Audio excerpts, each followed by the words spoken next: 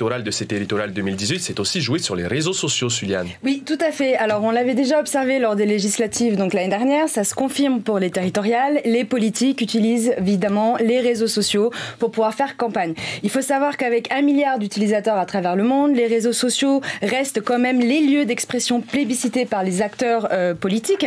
Les politiques du Fénois se sont donc pas trompés en investissant notamment Facebook, qui reste le réseau social le plus utilisé par les Polynésiens. Il faut savoir qu'une étude américaine qui date de 2015, qui avait été réalisée auprès de jeunes âgés de 18 à 34 ans, avait souligné que 88% des sondés inscrits sur Facebook, s'informent régulièrement par ce biais.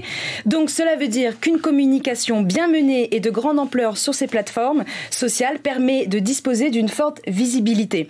Depuis les élections de Barack Obama en 2008, Facebook est la première plateforme susceptible de multiplier la visibilité d'un candidat, ce qui est très important.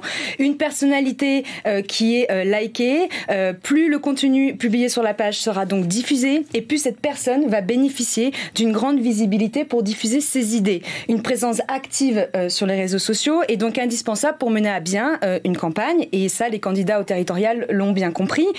Donc du coup, utiliser Facebook est une manière à la fois d'avoir une visibilité, mais aussi de s'adresser aux électeurs sans passer par les médias traditionnels que sont justement la télé ou la radio, mais c'est aussi un moyen très fort d'aller viser et d'aller un petit peu draguer les électeurs plus jeunes qui utilisent Facebook pour pouvoir s'informer.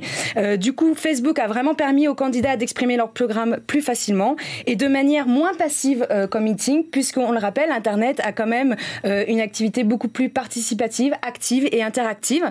Donc on verra bien si la communication 2.0 va marcher pour nos candidats à partir de 20h.